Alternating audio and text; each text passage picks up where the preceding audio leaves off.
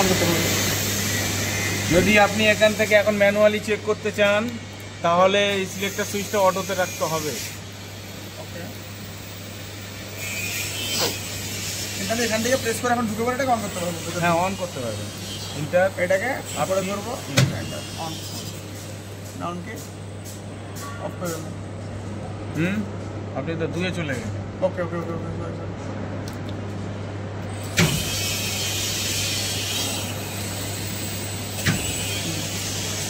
7 second লাগবে।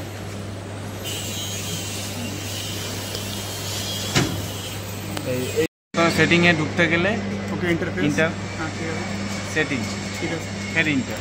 হ্যাঁ এই হচ্ছে টার্গেট অফ পাওয়ার ফ্যাক্টর হ্যাঁ 1000, সিটি প্রাইমারি 6000 আছে, ইনকামিং 6000 তাই তো?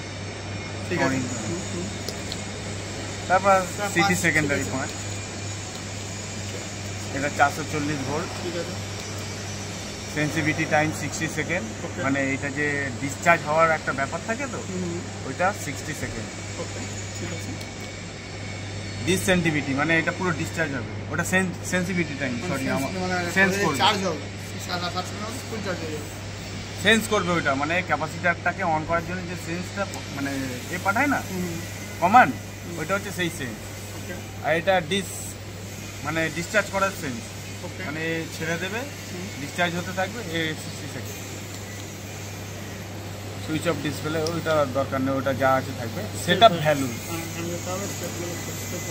এই যেমন এইটা আপনার স্টেপ 1 আছে, এটা 2 আছে, এটা 3 আছে, এটা 4, এটা 5, এটা 6, এটা 7, এইবার 2 3। সেটিং করে দিতে হবে। হ্যাঁ, আমার সব সেটিং ওখান থেকে করে 4 5